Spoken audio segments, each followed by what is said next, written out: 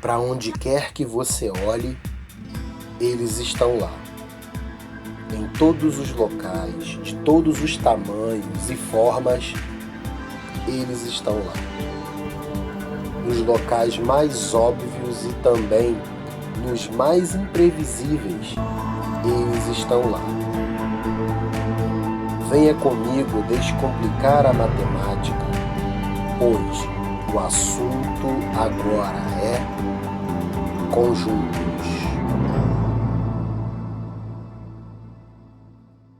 Olá, seja bem-vindo, seja bem-vinda ao canal Descomplique a Matemática. Tudo bem com você?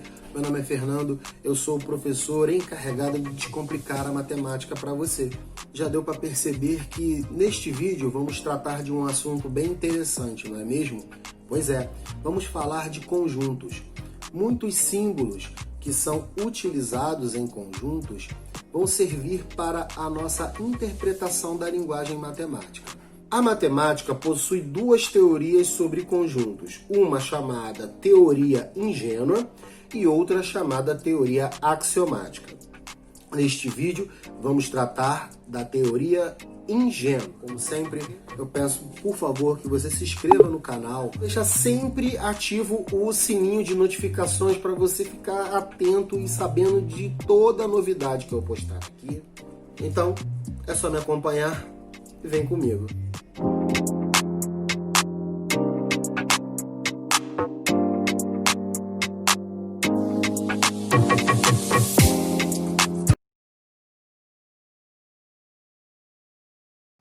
Considere uma cozinha.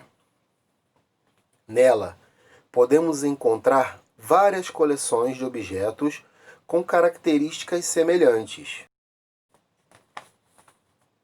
Cada uma dessas coleções chamaremos de conjunto. Podemos ter o conjunto dos pratos, conjunto dos talheres, conjunto das panelas, conjunto dos ingredientes para uma salada.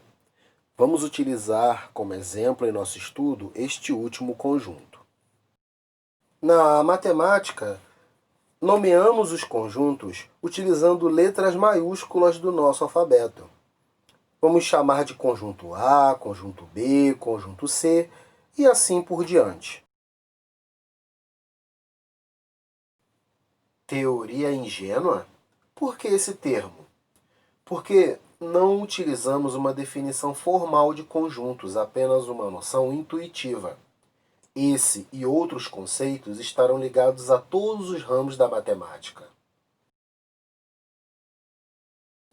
Temos três formas de representação de conjuntos: por listagem, diagramas de Venn ou por uma propriedade. Vamos utilizar o conjunto S, chamado ingredientes para uma salada, para exemplificá-los. Por listagem, conseguimos listar cada elemento que compõe nossa salada, todos entre chaves, como pode ser visto na sua tela. A próxima representação são por meios de diagramas, e o nome Venn é dado ao matemático que criou essa forma de representação. Os elementos são representados numa forma gráfica dentro de uma elipse, círculo ou uma circunferência. Por fim, por meio de uma propriedade, vamos representar o conjunto entre chaves utilizando uma característica específica.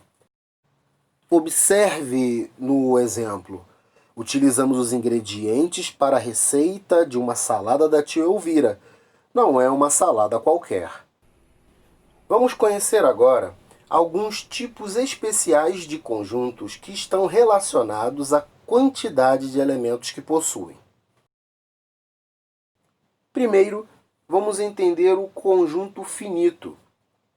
O conjunto finito é o conjunto que possui uma quantidade de elementos que pode ser contada. Temos como exemplo o conjunto S, onde podemos contar a quantidade de 4 tomates. Também temos a ideia de conjunto infinito, que já é um conjunto onde a gente não vai conseguir contar o total de elementos. Então, a gente costuma utilizar as reticências para dar essa ideia de continuidade. Galera, muito cuidado com a seguinte frase que muita gente costuma falar: até o infinito. Olha só, infinito não é um lugar. Infinito significa que algo não acaba.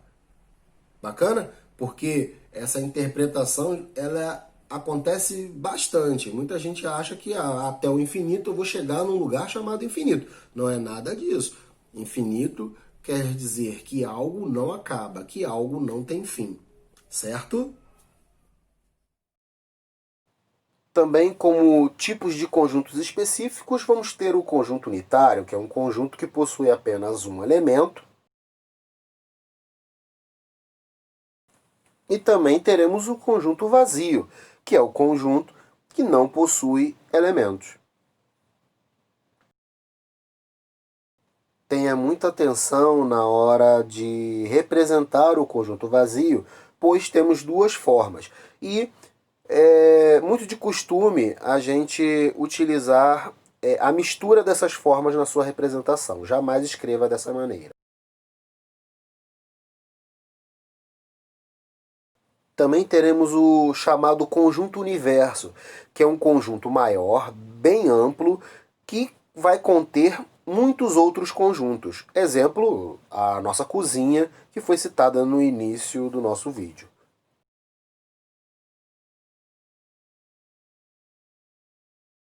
Será muito de costume você ver a letra U sendo utilizada para a nomeação desse conjunto e um retângulo para sua representação.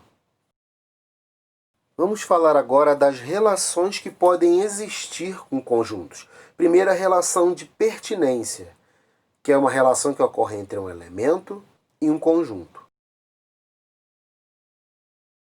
A matemática adotou a letra epsilon grega para representar essa relação e essa letra grega cortada por uma barra representa o não pertencimento ao conjunto. Como exemplo, imagine um tomate e uma salada. Veja, o tomate pertence a essa salada.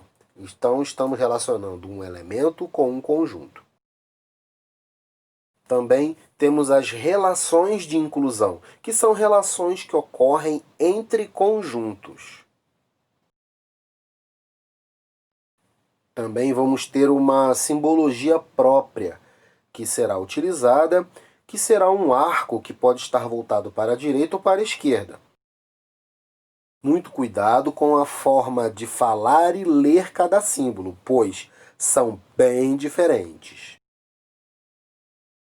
Veja no exemplo como é feita essa leitura. Um conjunto de tomates está contido em um conjunto chamado salada. Entenderam? Agora, em outro exemplo, vamos dizer o seguinte: um conjunto de saladas contém um conjunto de tomates, de forma contrária.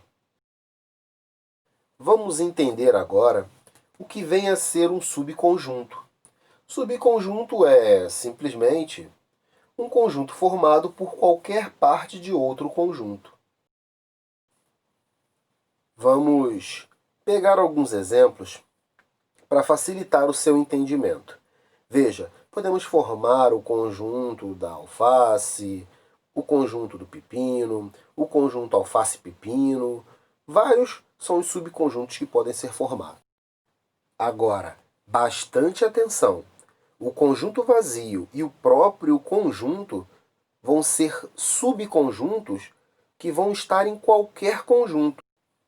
Bem, agora vamos entender um conjunto muito especial que é o conjunto das partes, já que temos essa ideia de subconjuntos. Conjunto das partes é o conjunto formado por todos os subconjuntos que vamos conseguir formar com os elementos de um determinado conjunto. Peço atenção também à seguinte simbologia. Chamamos de NS a quantidade de elementos de um conjunto S. Vejamos, seja S igual ao conjunto alface, pepino e tomate. Como S tem 3 elementos, NS será igual a 3. Isso mesmo, bem simples assim. Fácil, né? Em algum momento, vamos precisar descobrir o total de subconjuntos que um conjunto pode ter. Para isso, vamos utilizar a expressão 2 elevado a n. Pessoal, é o seguinte, aqui eu quero que você guarde apenas essa informação. N está relacionada à quantidade de elementos que o conjunto possui. Então, se tivermos um conjunto com 3 elementos, aquele N na expressão vai passar a valer 3. Se tivermos um conjunto com 4 elementos, aquele N na expressão vai passar a valer 4. E assim por diante. É apenas isso que eu quero que você guarde. Bacana?